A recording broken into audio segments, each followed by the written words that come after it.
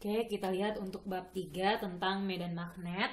Dimana di sini kita belajar tentang induksi magnet ya, induksi magnet dimana misalkan pada kawat berarus ini. Jadi pada kawat berarus itu pada sebuah kawat jika dialiri arus listrik, maka di sekitar kawat tersebut terdapat medan magnet. Jadi bisa menghasilkan magnet begitu. Nah, untuk sifat-sifat magnet sendiri, jadi yang namanya magnet itu terdiri dari dua buah kutub ya, kutub utara dan kutub selatan. Jika kutub utara bertemu dengan kutub utara, jadi jika dua buah kutub ini sama, maka dia akan tolak-menolak, mengalami gaya tolak-menolak. Jika kutubnya berbeda, misalkan utara dengan selatan atau berlawanan, maka dia akan mengalami gaya tarik-menarik. Nah, jadi kalau kita punya sebuah magnet, anggaplah sebuah magnet batang ya, sebuah magnet batang.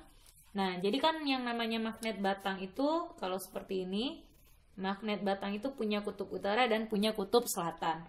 Nah, kalau seandainya magnet batang ini kita bagi dua lagi, maka dia akan menghasilkan magnet baru, juga akan membentuk kutub utara dan kutub selatan tersendiri. Begitu seterusnya. Jadi kalau magnet itu dibelah, maka hasil belahannya itu, hasil pecahannya itu akan membentuk juga kutub utara dan kutub selatan.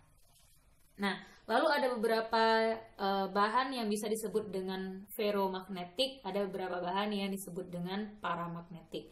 Kalau ferromagnetik dia itu kemagnetannya sangat kuat, sedangkan paramagnetik itu akan bahannya kemagnetannya akan lemah. Nah, jadi apa-apa aja itu yang ferromagnetik itu biasanya seperti besi, baja dan nikel.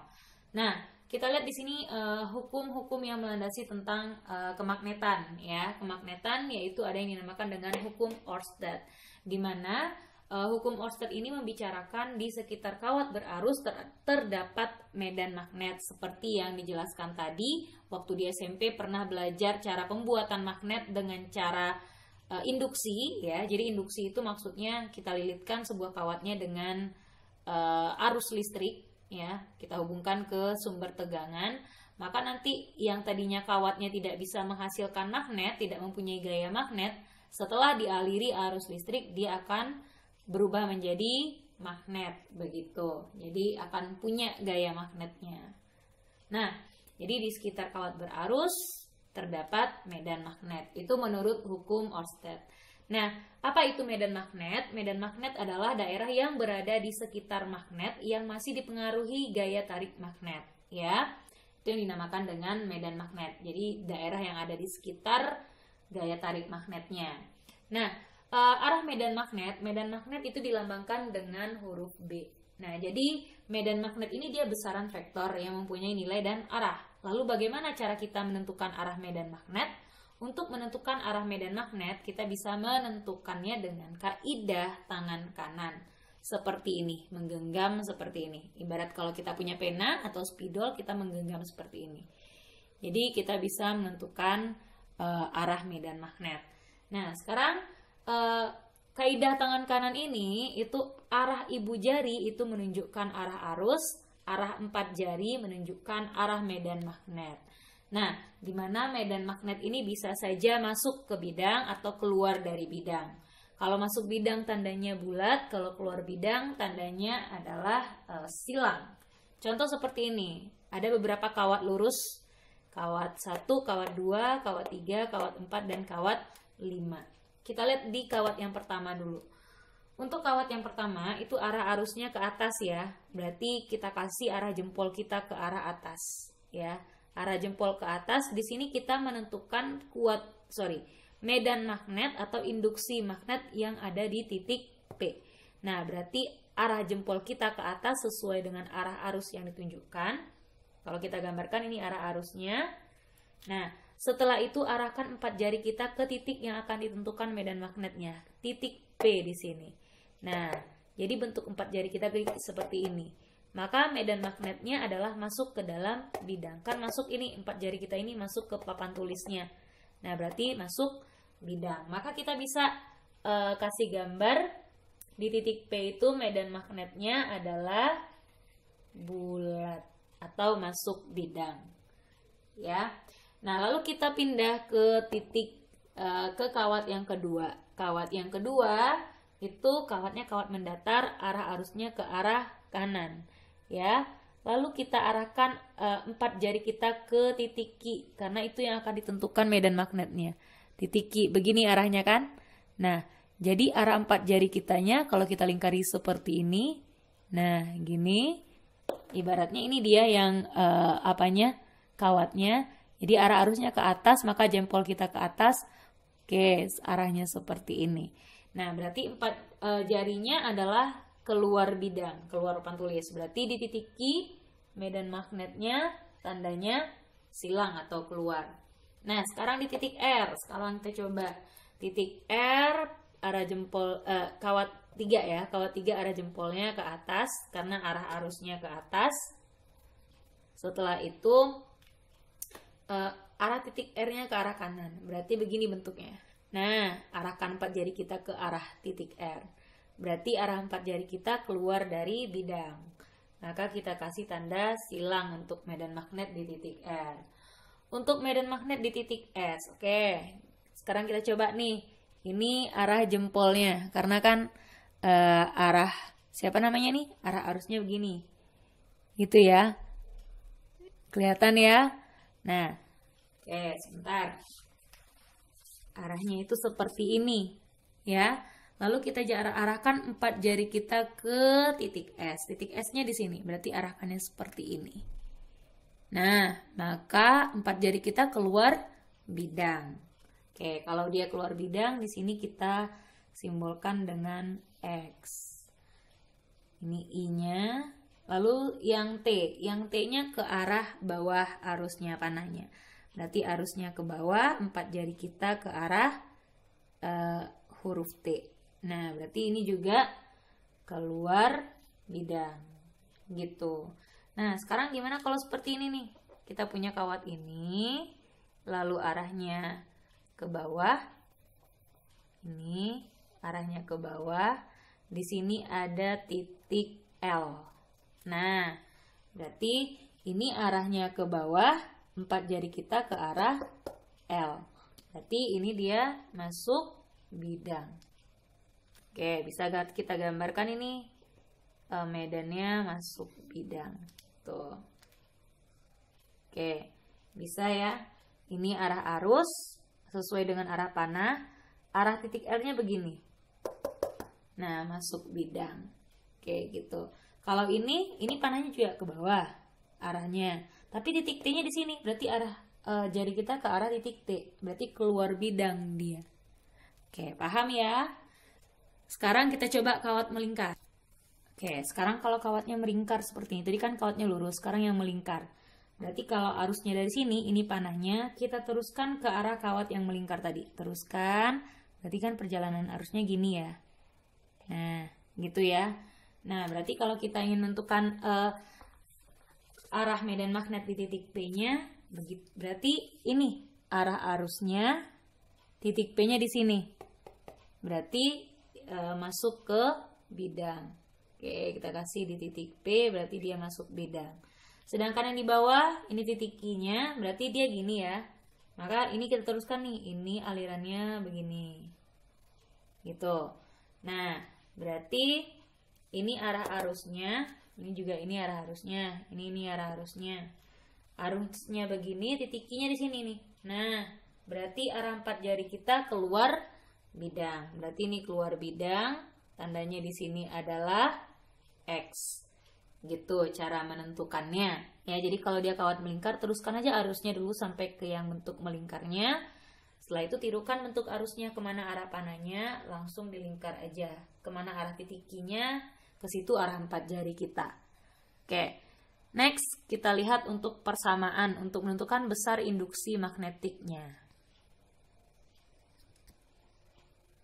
Oke, kita lihat kalau yang pertama kawat lurus panjang tak hingga. Panjang tak hingga ini maksudnya kawatnya sangat panjang. Jadi panjangnya biasanya tidak ditentukan di soal.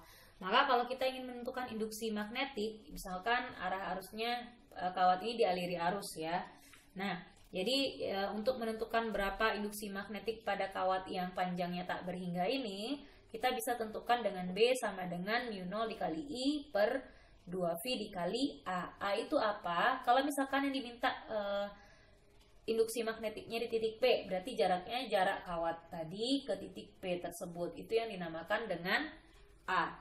Nah, kalau seandainya kawat lurus panjangnya berhingga, maka kita bisa tarik nih dari ujung kawatnya kan bisa diukur.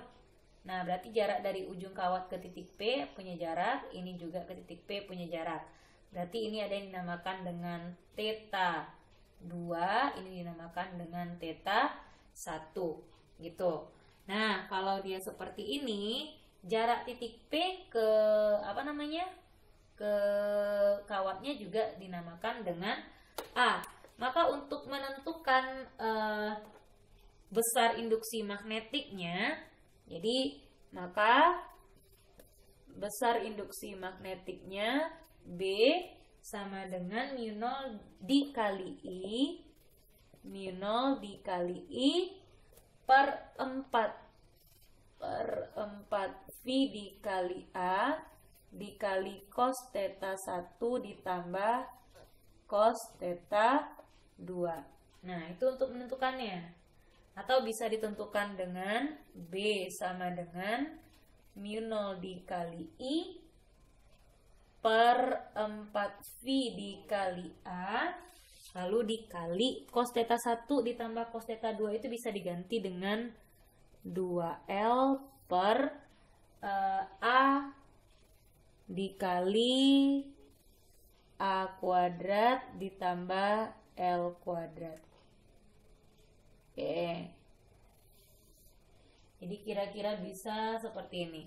Jadi bisa pakai persamaan yang pertama. Bisa pakai persamaan yang pertama.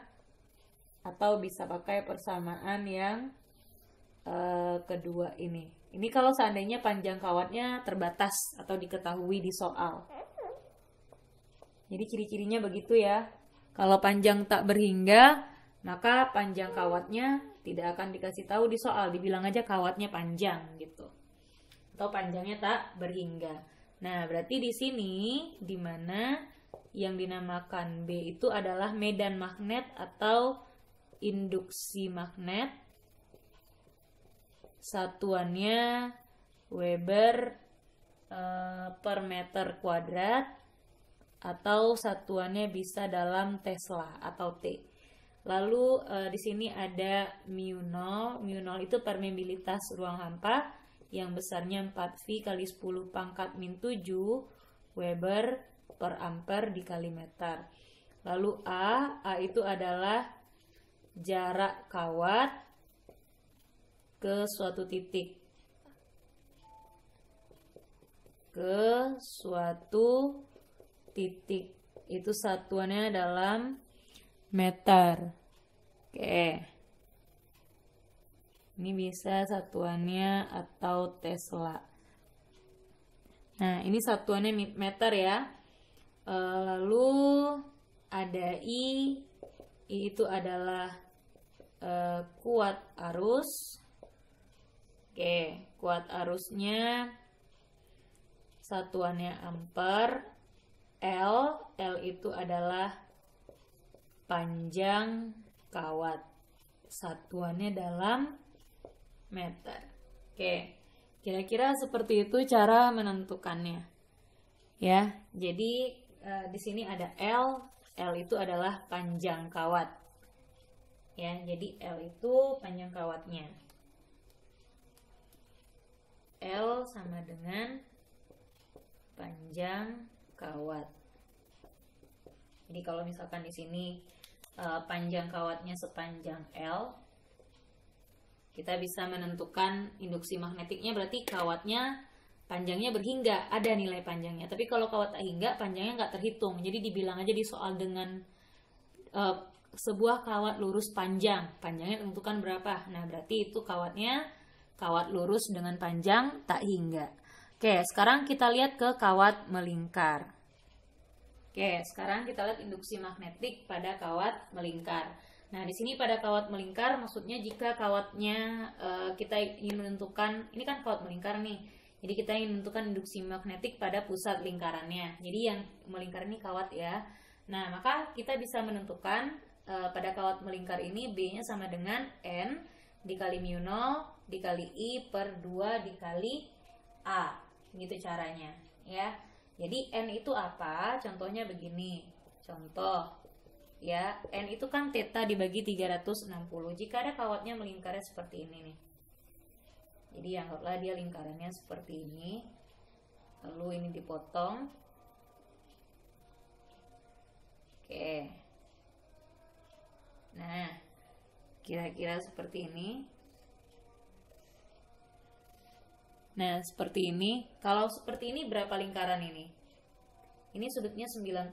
Berarti yang melingkar ini kan 360 dikurang 90 ya. Berarti kan 270 per 360. Berarti N-nya itu 3 per 4 kalau kita sederhanakan. Gitu maksudnya. Lihat yang melingkar itu berapa lingkaran. Ini kan 3 per 4 lingkaran. Kalau seperti ini melingkarnya, kalau melingkaran seperti ini, oke, berarti ini N-nya berapa lingkaran? N-nya setengah lingkaran. Gitu. Nah, jadi kalau seandainya seperti ini, nah, ini N-nya berapa nih? 1/4 ya. Berarti ini N-nya sama dengan 1/4 lingkaran. Lihat berapa lingkaran dia. Oke, gitu caranya. Atau kalau seandainya diketahui sudutnya, N itu sama dengan theta dibagi 360. Tetanya sudut lingkarannya itu berapa? Sudut melingkarnya itu berapa? Jadi, di mana yang namanya B itu adalah induksi magnetik atau medan magnet, satuannya dalam Tesla. Lalu A itu adalah jarak sisi kawat ke pusat dalam satuannya meter, sedangkan I itu adalah kuat arus. Oke, kuat arus satuannya ampere. Kira-kira seperti itu. Nah, kalau kita punya dua kawat, contoh ini ya yang namanya medan magnet tadi kan itu besarannya besaran vektor. Kalau kita punya kawat seperti ini, dua buah kawat lurus. Oke, satu arahnya ke atas, satu arahnya ke bawah. Lalu di tengah-tengah misalkan ada titik D misalkan. Kita ingin menentukan berapa kuat medan di titik D. Ini anggaplah kawat A, ini kawat B. Nah, berarti kawat A kan arah panahnya ke atas. Titik D-nya di sini nih. Titik D-nya di sini. Berarti medan magnet yang disebabkan oleh kawat A itu adalah masuk bidang. Berarti ini atas, tangan 4 jari kita ke arah D. Berarti masuk bidang. Maka kalau masuk, kita kasih tanda bulat. Ini medan magnet oleh kawat A. Medan magnet oleh kawat B, panahnya ke bawah, D-nya di sini. Berarti sama, juga masuk bidang. Berarti kita gambarkan medan magnetnya masuk bidang. Ini medan magnet oleh kawat B. Maka kalau seperti ini, kuat medan magnet di kawat D itu kita jumlahkan. Kalau sama-sama masuk, tandanya atau sama-sama keluar, maka kita jumlahkan. BA-nya tambah BD. Gitu. Cari satu-satu pakai kawat lurus tadi. Yang tadi, yang persamaan sebelumnya. Tapi kalau salah satunya begini nih. Nah, salah satunya begini. B-nya ini ke atas, di sini ada titik D gitu ya. Berarti A, titik D-nya di sini kan. Berarti medan magnet yang disebabkan oleh kawat A itu masuk. Oke. Masuk bidang bulat ya. Berarti kalau yang disebabkan oleh kawat B ini di atas, titik D-nya di sini. Berarti gini ya. Maka medan magnet yang disebabkan oleh kawat D-nya adalah keluar. Berarti ini B oleh A, ini medan magnet yang disebabkan kawat B. Maka B di titik D-nya itu sama dengan BA kurang BB atau BB kurang BA. Mana yang lebih besar aja dikurang yang kecil. Kan berbeda ini, satu arahnya masuk, satu arahnya masuk, satu arahnya keluar. Maka medan magnet di titik D-nya itu dikurang. Gitu. Yang mana kurang yang mana, Bu? Boleh BA kurang BB atau BB kurang BA. Mana yang besar kurang yang kecil. Begitu juga dengan kawat melingkar. Nah, kawat melingkar misalkan seperti ini. Satu melingkarnya seperti ini nih. yang satu lagi lurus begini. Ini arahnya gini, ini arahnya gini. Titik D-nya misalkan titik Q di sini. Ini kawat A, ini kawat B. Tentukan dulu yang dia melingkar ini arahnya harusnya gini ya. Masuk. Ini arah arusnya ke bawah. Oke. Berarti yang melingkarnya ke sini nih, arah arusnya, titik Q-nya di sini. Berarti masuk. Kuat medan yang disebabkan oleh kawat A-nya masuk bidang BA. Berarti yang B-nya ke bawah, titik Q-nya di kanan. Berarti keluar bidang yang disebabkan oleh kawat Q-nya keluar. Oke, kawat B-nya keluar. Nah, berarti B di titik Q-nya sama dengan mana yang besar nanti. Misalkan BA-nya lebih besar, berarti BA dikurang BB atau BB dikurang BA. BA-nya pakai rumus yang kawat melingkar, BB-nya pakai yang kawat lurus. Begitu caranya. Oke ya. Untuk sekian dulu pembelajaran kita coba lihat ke contoh soal.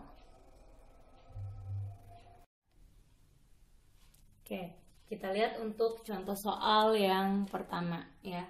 Contoh soal yang pertama, sebuah kawat lurus yang panjang berarus listrik 10 ampere. Sebuah titik Q berada 4 cm dari kawat. Jika μ0 sama dengan 4V dikali 10 pangkat min 7 Weber per ampere dikali meter, tentukanlah kuat medan magnet di titik Q. Nah, oke. Berarti kita disuruh menentukan kuat medan magnet di titik Q-nya berapa. Kita bisa bikin diketahuinya dulu. Untuk yang dikasih tahu di sini I-nya sama dengan 10 ampere. Lalu A kan I tadi kuat arus, berarti I 10 ampere. Lalu katanya sebuah titik Q berada 4 cm dari kawat. Berarti jarak sebuah titik ke kawat itu kan namanya A. Ya, A-nya 4 cm. Jika μ0, berarti μ0-nya di sini sama dengan 4V dikali 10 pangkat min 7 Weber per ampere dikali meter. Tentukanlah kuat medan magnet di titik Q. Berarti yang ditanyakannya adalah kuat medan magnet. Kuat medan magnet itu sama dengan induksi magnet. Jadi sama lambangnya adalah B. Nah, ini kawatnya kawat lurus ya. Kawat lurus yang panjang. Tapi tidak dibilang panjangnya berapa di sini. Berarti itu tandanya panjangnya tak hingga. Nah, kita tahu tadi kalau kawat lurus yang panjangnya tak hingga, kita bisa cari kuat medan magnetnya atau induksi magnetiknya dengan persamaan B sama dengan μ0 dikali I per 2V dikali A. Itu kan? Tinggal kita masukkan nilainya. Untuk μ0 itu kan 4V dikali 10 pangkat min 7. Lalu I-nya kita masukkan 10. Oke. 4V dikali 10 pangkat min 7, I-nya 10 per 2V-nya tetap dalam 2V saja. A itu jarak dari titik ke kawat 4 cm kan. Kita ubah dulu ke meter. 4 kali 10 pangkat min 2 meter. Jadi ini dikali 4 kali 10 pangkat min 2. Nah, sekarang kita sederhanakan mana yang bisa disederhanakan. Oke, di sini 4V dengan 2V. 4V per 2V kan 2 ya. Lalu ada lagi di sini 10 dengan 4, kita sama-sama bisa bagi 2. Ini 5, ini 2. Nggak ada lagi ya. Jadi di situ 5 per 2. Ada lagi nggak yang bisa disederhanakan? Oh iya, 2 di atas, 2 di bawah. Yang ini 2 dengan 2 yang di sini. Oke, nggak ada lagi ya. Berarti 5, ini kan tinggal 5 ini di atas. 5 kali 10 pangkat min 7 kali 10 pangkat min 2 dinaikkan ke atas 10 pangkat 2. Min 2 dinaikkan ke atas jadi 10 pangkat 2. Berarti 5 kali 10 pangkat min 7 ditambah 2. Min 5. Satuannya adalah Tesla atau T. Itu cara menentukannya. Oke, kita pindah ke soal yang kedua. Oke, Kita lihat soal yang kedua, dua kawat lurus panjang berarus. Nah, ini panjang lagi kan disebutnya, nggak dibilangnya panjangnya berapa. Berarti itu dua kawat lurus panjang berarus listrik sejajar dengan jarak 15 cm. Kuat arusnya searah dengan IA 10 ampere dan IB 15 ampere. Jadi arusnya sama nih. Kita mau ke atas dua-duanya boleh, ke bawah dua-duanya boleh. Tentukan induksi magnetik di suatu titik C yang berada di antara kedua kawat yang berjarak 5 cm dari kawat A. Jadi kita bisa bikin diketahuinya dalam bentuk gambar ya. Jadi ada dua buah kawat. Anggap ini kawatnya kawat A. Lalu di sini ada kawat B. Oke, katanya arusnya searah. Berarti kita gambarkan aja nih ke atas dua-duanya. Ya, kita gambarkan aja ke atas dua-duanya atau ke bawah dua-duanya juga boleh. Nah, jarak antara A dan B ini adalah 15 cm ya. Jarak A dan B itu 15 cm. Oke. Berarti ini jaraknya 15 cm. Katanya tentukanlah induksi magnetik. Oh, sorry. Ini IA-nya dikasih tahu. IA-nya 10 ampere, IB-nya 15 ampere. 15 ampere. Tentukanlah induksi magnetik di suatu titik C yang berada di antara kedua kawat yang berjarak 5 cm dari kawat A. Ini kawat A, jadi ada titik C nih yang jaraknya 5 cm. Anggap di sini misalkan. Ini titiknya titik C. Oke, berarti kalau kita lihat di sini, kalau kita perhatikan di sini, ada dua kawat A dan B, titik C-nya berada di antara kawat A dan kawat B, tapi letak titik C ini 5 cm dari kawat A. Nah, setelah itu apa yang kita lakukan lagi? Nah, sekarang kita lihat ini, berarti kalau dua-duanya searah, kita tentukan dulu dari kawat A ke titik C. Itu arah medannya masuk atau keluar. Tentukan dulu arah medannya. Oke, kawat A arahnya ke atas nih. Arah panahnya ke atas, arah arusnya ke atas. Ya kan? Arah arusnya ke atas, berarti di titik C, arah titik C kan di sini, di arah kanannya kawat A. Berarti titik C begini. Berarti 4 jari kita masuk ke dalam bidang atau keluar bidang. Nih ya, masuk bidang. Ini arah arus, ini arah titik, arah medan di titik C. Berarti dia masuk bidang. Oke. Ini B dari kawat A. Oke, sekarang B dari kawat B. Ini jempol kita ke atas, arah titik C-nya di sebelah kiri.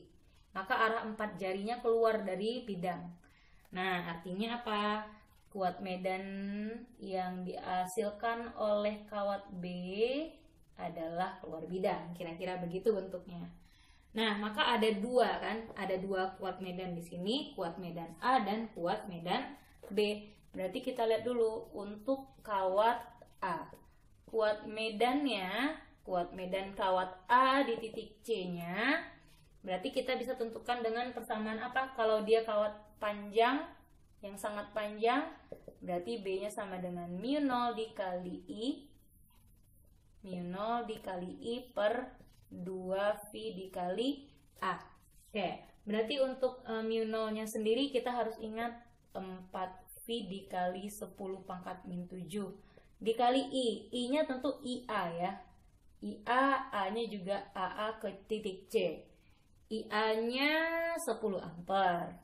Oke, per 2V dikali jarak dari titik A, kawat A ke titik C.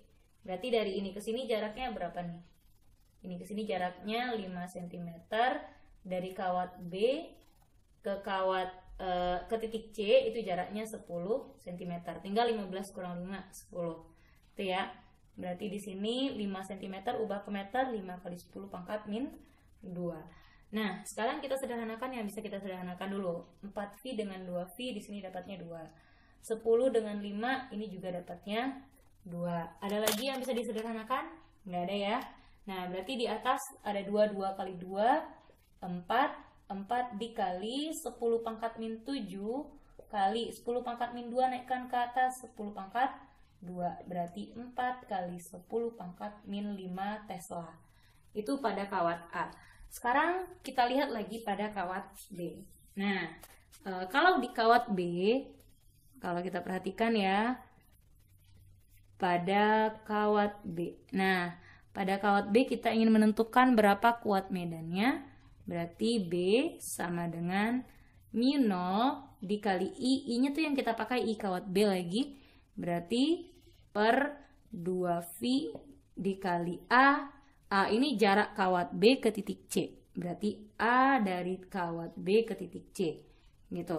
Berarti untuk mu 0, mu 0-nya kan 4V kali 10 pangkat min 7 dikali kuat arus dari kawat B 15 ampere. Kali 15 per 2V. 2V dikali jarak dari kawat A ke kawat B ke titik C. 10 cm ya. Atau 10 kali 10 pangkat min 2. Ini kita sederhanakan dulu. 4V dengan 2V. Di sini 2. 15 dengan 10. Sama-sama kita bagi 5. Ini 3. Ini 2. Ini ada yang bisa kita sederhanakan lagi ya. 2 di sini, 2 di sini. Berarti tinggal 3 aja.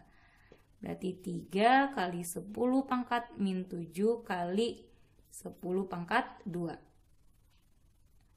Oke, jadinya 3 kali 10 pangkat min 5 Tesla.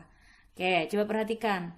Pada kawat A, kuat medannya di titik C 4 kali 10 pangkat min 5. Yang dihasilkan kawat B, kuat medannya di titik C itu 3 kali 10 pangkat min 5. Berarti kuat medan dia saat berada di titik C, anggaplah ini B-nya B kawat A.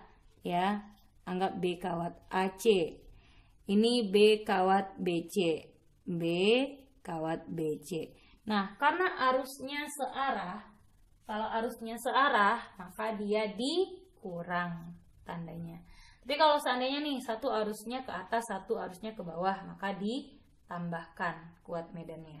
Ini karena searah, dia dilakukan pengurangan. Berarti BAC, kuat medan yang ditimbulkan oleh kawat A di titik C. 4 kali 10 pangkat min 5 dikurang BBC, kuat medan yang ditimbulkan kawat B di titik C. 3 kali 10 pangkat min 5. Oke, nah berarti ini jadinya berapa? 4 kurang 3 kan 1. 1 kali 10 pangkat min 5. Itu caranya ya. 2 di sini 2 ya. Ada nggak ya yang masih belum bisa kita coret? Nggak ya. Berarti 1 dikali 10 pangkat min 5 Tesla. Gitu caranya. Oke ya. Nah, jadi kalau arusnya searah, kuat medannya dikurang. Kalau arusnya berlawanan arah, satu ke atas, satu ke bawah, berarti kuat medannya kita jumlahkan nantinya. Oke. Atau gini aja, jangan gitu deh, jangan arusnya searah atau berlawanan arah deh. Lihat, satu masuk nih kuat medannya, satu keluar. Gitu, sorry. Satu masuk, satu keluar, berarti kuat medannya dikurang. Kalau dua-duanya masuk atau dua-duanya keluar, berarti dijumlahkan. Itu maksudnya tadi. Oke, sekarang kita lihat contoh soal yang ketiga. Oke, coba kita perhatikan. Di sini contoh soal yang ketiga. Kawat A dan B terpisah sejauh 1 meter dan dialiri arus listrik berturut-turut 1 ampere dan 2 ampere dengan arah seperti pada gambar. Ini arahnya berlawanan nih, arah kuat arusnya. Tentukan letak titik C di mana kuat medan magnetnya di titik C ini adalah 0. Nah, artinya di mana kita posisikan titik C ini agar kuat medan magnetnya sama dengan 0. Nah, jadi gini, bagaimana triknya? Trik untuk soal ini adalah agar suatu titik ini kuat medannya sama dengan 0, maka kawat A dan kawat B itu harus menghasilkan kuat medan yang berlawanan. Misalkan dari A kuat medannya masuk, dari B kuat medannya keluar gitu. Harus kuat medan yang berlawanan dan besarnya harus sama. Ya, besarnya harus sama. Nah, jadi di sini posisi yang memungkinkan adalah titik C ini letaknya atau suatu titik itu di mana kuat medannya sama dengan 0, letaknya harus di kiri kawat A atau di kanan kawat B. Kalau seperti ini ya gambarnya. Nah, lalu di mana kita posisikan? Posisikanlah titik tersebut di kawat yang memiliki kuat arusnya kecil. Nah, antara kawat A dan kawat B, kuat arus yang kecil di sini adalah kawat A. Berarti titik C itu bisa kita letakkan di sebelah kiri kawat A. Jadi kalau kita misalkan di sini letak si titik C. Tuh, anggap titik C-nya begini. Tuh, posisi titik C-nya. Oke. Nah, sekarang kita perhatikan, kita tentukan dulu arah kuat medannya. Arah kuat medan yang dipengaruhi oleh kawat A di titik C. Oke, untuk kawat A, arah arusnya ke atas ya. Lihat jempol kita arahnya ke atas karena arah arusnya ke atas. Lalu titik C berada di sebelah kiri kawat A, maka 4 jari kita mengarah ke titik C. Gitu. Oke, 4 jari seperti menggenggam seperti ini, berada posisinya ke arah titik C. Nah, berarti ini kuat medannya yang disebabkan oleh kawat A ini masuk apa keluar? Lihat 4 jari kita keluar bidang. Nah, keluar bidang berarti kuat medannya adalah keluar. Anggaplah ini BA. Gitu. Nah, lalu pada kawat B. Kawat B itu arah arusnya ke bawah. Arah arusnya ke bawah ya, kalian perhatikan arah arusnya ke bawah, maka jempol kita atau ibu jari kita ke bawah. Titik C berada di sebelah kiri kawat B. Berarti 4 jari kita ke arah titik C yang di sana. Gitu ya. Nah, berarti 4 jari kita ini masuk bidang. Oke. Berarti di sini ini kuat medan yang disebabkan oleh kawat B. Begitu. Nah, kan beda ini. Nah, maka agar kuat medan di titik C-nya sama dengan 0, maka besar kuat medan yang dipengaruhi oleh A sama dengan besar kuat medan yang dipengaruhi oleh kawat B. Gitu. Kita masukkan ke rumusnya. Berarti mu0 dikali IA per di sini 2V dikali A dari kawat A ke titik C sama dengan mu0 dikali I-nya IB dibagi dengan 2V dikali A dari titik B, dari kawat B ke titik C. Nah, sekarang ada yang kita misalkan ini dengan X. Nah, yang kita misalkan dengan X adalah yang jaraknya dekat gitu aja. Berarti karena jarak A lebih dekat dengan titik C, itu yang kita misalkan dengan X. Ya. Sedangkan dari B ke titik C, B ke titik C-nya, kalau dari ini ke sini X, A ke B-nya 1 meter, A ke B kan itu jaraknya 1 meter. Berarti dari B ke titik C-nya 1 ditambah X gitu ya. Berarti kalau dibuatkan di sini AC-nya sama dengan X, lalu ABC-nya sama dengan 1 ditambah X. Seperti yang sudah terlihat. Oke. 1 ditambah X. Gitu. Maka ini ada yang bisa kita sederhanakan, mu0-nya pasti sama, 2V juga bisa disederhanakan. Maka tinggal IA per A dari kawat A ke titik C sama dengan IB dibagi A dari kawat B ke titik C.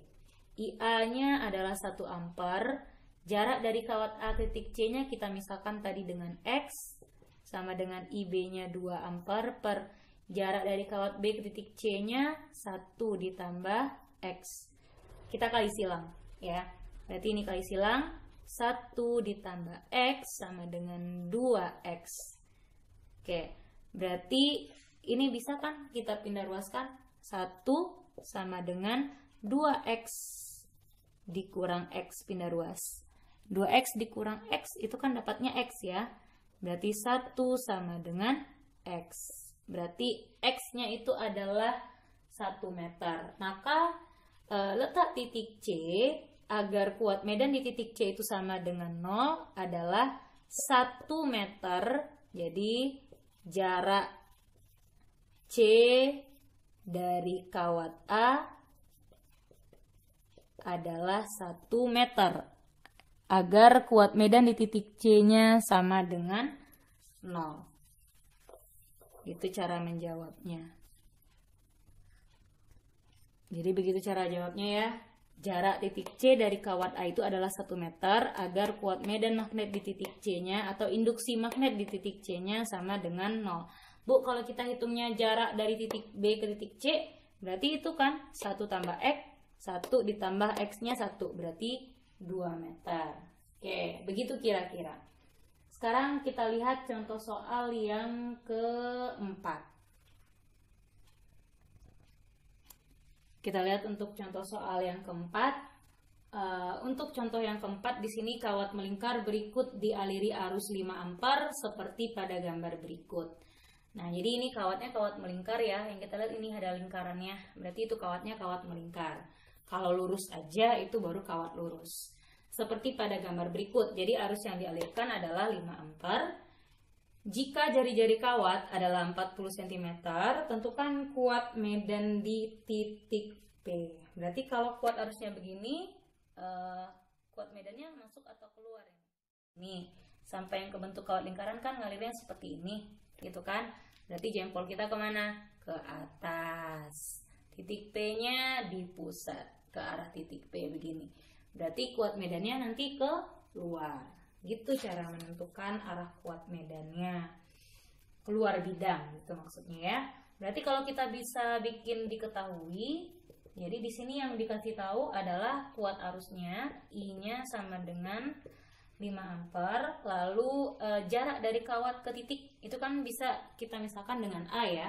Tapi karena di sini titik P-nya di bagian pusat lingkaran, berarti jarak dari sisi kawat ke pusat itu kan sama dengan jari-jari. Berarti kan A-nya sama dengan jari-jarinya. Itu yang tadi 40 cm. Oke, lalu kita ubah 40 cm ini ke meter. Berarti 40 kali 10 pangkat min 2 meter. Yang ditanyakannya adalah berapakah kuat medannya saat di titik P. Oke. Berarti untuk menentukan kuat medan di bagian pusat lingkaran, itu kan kita bisa tentukan dengan persamaan tadi B sama dengan N dikali mu 0 dikali I per 2 dikali A. Gitu tadi ya. Nah sekarang N-nya berapa? N ini berapa lingkaran ini yang tersisa? Kalau dia seperempat lingkaran ya, berarti N-nya itu seperempat lingkaran. Gitu maksudnya. Nah jadi B sama dengan seperempat, karena kan yang melingkar ini seperempat lingkaran, berarti N-nya seperempat gitu. Seperempat dikali mu 0. Mu 0-nya kan tadi 4 V kali 10 pangkat min 7 dikali I. I-nya kan 5 ampere, berarti dikali 5 per 2 dikali A. 2 A-nya tadi 40 cm, berarti 40 kali 10 pangkat min 2. Kita sederhanakan dulu yang bisa kita sederhanakan. Di sini ada 4 dengan 4 bisa kita sederhanakan. Lalu ada 40 dengan 5. Ini kita bisa sederhanakan. 40 dengan 5 di sini sih tinggalnya 8 ya. Ini tinggalnya 1. Oke, ada lagi yang bisa kita sederhanakan? Tidak ada ya. Berarti jawabannya ini tinggal 1 per 8. 1 per 8 dikali 2 nih, ada 2 1 lagi. 1 per 16 dikali 10 pangkat min 7 kali 10 pangkat 2, berarti 1 per 16. 1 per 16 itu kan, ada V-nya. V-nya ketinggalan. 1 per 16 itu kan 0,625 ya. Kali V kali 10 pangkat min 5 satuannya adalah Tesla. Oke, kira-kira begitu jawabannya. Kita lanjut ke soal yang kelima. Oke, ini soal yang kelima sebelum kita masuk ke solenoida dan toroida. Oke, untuk soal yang kelima di sini katanya ada dua buah kawat ya, ada dua buah kawat penghantar, yang satunya berbentuk setengah lingkaran, yang satunya lagi berbentuk garis kawat lurus yang sangat panjang gitu. Berarti ini kawat lurus yang panjangnya tak hingga ya. Nah, di mana kawat yang setengah lingkaran ini dialiri arus 8 ampere. Sedangkan kawat lurus panjang ini dialiri arus 2 ampere. Nah, tentukan besar kuat medan dari titik P. Di titik P-nya berapa? Kan ada dua kawat ini di sini. Berarti sama seperti tadi. Kalau tadi kawat lurus dua-duanya, sekarang satu lengkung, satu lurus. Berarti kita tentukan dulu arah kuat medan dari masing-masing kawatnya yang diakibatkan oleh masing-masing kawatnya. Oke, untuk kawat melingkar yang setengah lingkaran dulu. Arusnya mengalir dari sini sampai ke yang bentuk melingkar ini kan begini ya. Itu bentuk arusnya ya. Nah, berarti kalau kita gunakan kaidah tangan kanan kita, nah, arusnya begini nih. Gini, titik P-nya di sini. Berarti arah 4 jari kita masuk ke dalam bidang. Maka kuat medan yang disebabkan oleh kawat melingkar ke titik P itu adalah masuk bidang. Ini dia B1. Anggaplah ini kawatnya kawat 1. Oke, yang melingkar. Untuk kawat yang panjang itu kuat arusnya ke sana ya, kuat arusnya ke sana. Titik P-nya di sini letaknya. Nah, kira-kira bentuk seperti ini. Ya, ibu jari kita berarti ke sana, arah si 4 jari kita ke titik P, gini kan, kayak kita megang pena, megang kawatnya. Berarti arah ibu jari kita kan keluar, arah 4 jari kita kan keluar bidang. Berarti ini di titik P yang disebabkan oleh kawat lurus atau B2-nya keluar bidang. Itu cara menentukannya. Beda nggak?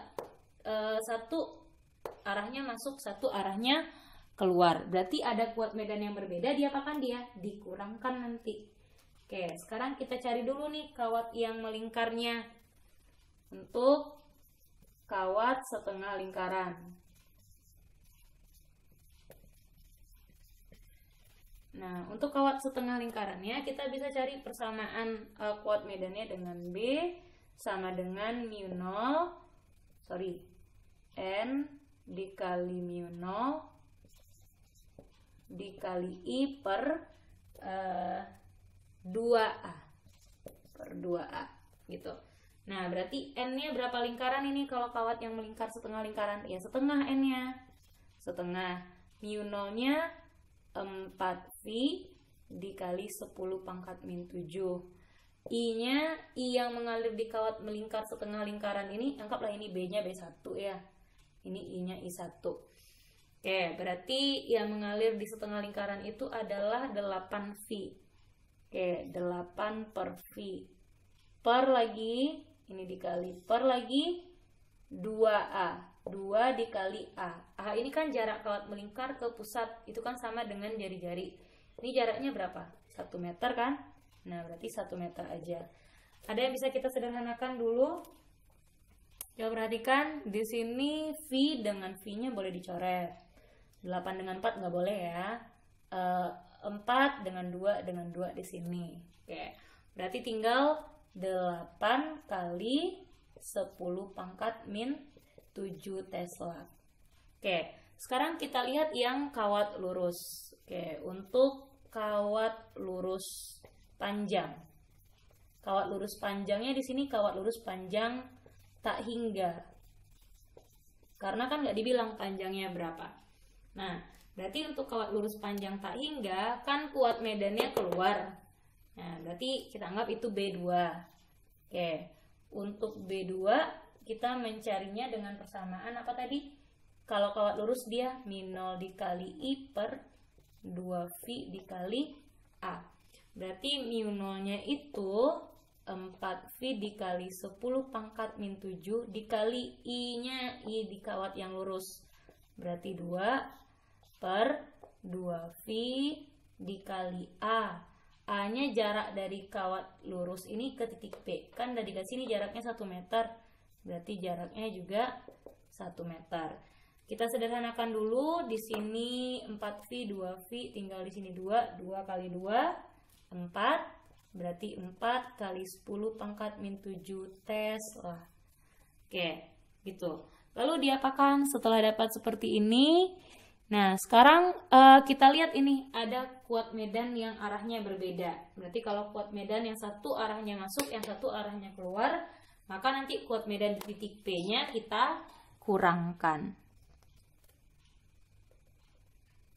Jadi kita bisa tentukan di sini karena ada arah kuat medan yang berbeda, maka kuat medan di titik P-nya sama dengan P. Maka kuat medan di titik P, BP sama dengan B1 dikurang B2. Atau mana yang besar dikurang yang kecil. Tadi yang besar kan yang di B1 ya. Berarti B1-nya 8 kali 10 pangkat min 7 dikurang 4 kali 10 pangkat min 7 itu dapatnya 4 kali 10 pangkat min 7 Tesla. Oke, kira-kira gitu. Lihat, jadi arah kuat medannya itu kita perlu tahunya seperti itu. Oke, kita next tentang solenoida dan toroida. Oke, kita lanjut tentang induksi magnetik pada solenoida dan toroida. Apa itu solenoida? Solenoida itu adalah kawat melingkar tapi disatukan dalam bentuk kumparan gitu, tapi kumparannya dalam yang panjang gitu. Sedangkan toroida itu kumparannya melingkar lagi. Jadi kalau kita punya kumparan kita lingkarkan, itu namanya toroida. Nah, sekarang waktu di SMP mungkin kamu ingat dulu ya, kalau di sini ada kawat lalu dililitkan dengan arus, dihubungkan dengan arus listrik, maka ada arus yang mengalir pada kawat ini, sehingga kawat ini nanti akan menghasilkan medan magnet dan akan terbentuk kutub utara dan kutub selatan. Gimana cara menentukan arusnya dulu? Oke, tentukan mana yang kutub positif. Ini kutub positif, ini kutub negatif. Arusnya mengalir dari kutub positif, oke, mengalir dia sampai ke kutub negatif. Berarti ini kan ngalirnya ke depan nih, ke bawah. Ini kan, ini ngalir lagi ke atas, ini ngalir lagi ke bawah, ini sampai ke sini. Gitu ya. Nah, berarti kalau kita punya kawat pengantar, kira-kira gini masuknya. Masuknya seperti ini. Gitu. Ya. Jadi yang arah lengkungan ini arah 4 jari kita gini. Gitu. Ya. Jadi sesuaikan arah masuknya seperti ini. Nah, gini. Nah, maka arah jempol kita kemana? Ke arah kanan. Berarti kanan itu yang utara. Kalau arah arusnya seperti itu. Jadi ini utara. Yang ini berarti selatan. Nah, ini di SMP dulu pelajarannya. Kalian ingat lagi pelajaran SMP.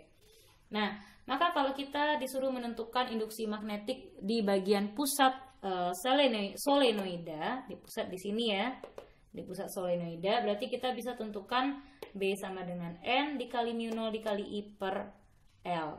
Nah, sedangkan kalau kita ingin menentukan besar induksi magnetik atau medan magnet pada ujung solenoida, berarti bisa ditentukan dengan B sama dengan setengah dikali N dikali mu0 dikali I per L. Nah, untuk toroida ya, jadi di sini N-nya itu jumlah lilitan yang melilit pada solenoida. L di sini adalah panjang solenoidanya. Oke. Nah, pada toroida, coba kita perhatikan pada toroida. Toroida ini adalah solenoida yang berbentuk lingkaran, gitu. Nah, oke, jadi pada kawat melingkar biasanya. Jadi dililitkan lagi arus kabel gitu ke kawat yang melingkar. Nah, coba kita perhatikan ya. Untuk toroida, kalau kita ingin menentukan besar induksi magnetiknya di pusat toroida, itu kita bisa menentukannya dengan persamaan N dikali mu0 dikali I per 2V dikali A. A-nya ini adalah jarak si toroida tadi ke atau jari-jari toroida. Toroidanya kan dari sini nih melilitnya. Oke, jari-jari toroidanya berapa? Ya, jari-jari toroidanya. Itu cara menentukannya. Di mana N itu jumlah lilitan, L itu adalah panjang lilitan, A itu adalah jari-jari toroida. Oke, sekarang kita lihat dulu contoh soal yang terakhir untuk video kali ini. Oke, untuk soal yang terakhir, soal ke-6, sebuah solenoida yang panjangnya 40 cm, berarti ini bisa diketahui panjang solenoida atau L-nya sama dengan 40 cm, kita ubah ke meter, 40 kali 10 pangkat min 2 meter. Memiliki 1000 lilitan, berarti N-nya 1000 lilitan. Dan dialiri arus 5 ampere, berarti I-nya adalah 5 ampere. Tentukan besar induksi magnetik pada salah satu ujungnya. Berarti yang ditanyakan berapakah induksi magnetik atau kuat medannya di salah satu ujung. Salah satu ujung solenoida. Nah, berarti untuk di salah satu ujung solenoida kan tadi kita bisa tentukan persamaannya ya. Kita bisa tentukan persamaannya dengan B sama dengan mu 0, N-nya tertinggal. N dikali mu 0. Oh, di ujung itu 1/2 ya. Oke. 1/2 N dikali mu 0 dikali I per L. Gitu kan? Nah, berarti 1/2 N-nya 1000 lilitan. Oke, dikali mu 0. Mu 0 itu kan 4V kali 10 pangkat min 7 dikali I yang arus yang mengalirnya adalah 5 ampere. Oke, dibagi lagi ini dengan L. L-nya berapa tadi? L-nya 40 kali 10 pangkat min 2. Oke, ini setengahnya ini ya, setengah. Oke, kira-kira begitu bentuknya. Nah, kita sederhanakan dulu yang bisa kita sederhanakan. Oke, berarti 4V dengan berapa itu? Dengan 40 itu bisa disederhanakan. Ya, atau ini 5 dengan 40 ini bisa 8. Berarti 8 dengan 4 bisa lagi, tinggal sisa 2. Ini 2, ini 2. 2 dengan 2 dengan di sini, tinggal di sini 250 gitu kan. Sederhanakan saja. Ada lagi yang bisa kita sederhanakan? Sepertinya tidak ada. Kalau tidak, berarti kita tinggal selesaikan persamaannya. Berarti ini 250 dikali 10 pangkat min 7. Oh, ini ada V-nya. Sorry, pindah ke bawah dikit ya. 250 dikali V dikali 10 pangkat min 7 kali 10 pangkat min 2. Berarti 250 dikali V dikali 10 pangkat min 5 Tesla. Gitu cara menentukannya. Oke, baiklah. Sekian dulu video pada kali ini. Pertemuan selanjutnya kita masuk ke gaya Lorentz. Terima kasih atas segala perhatiannya.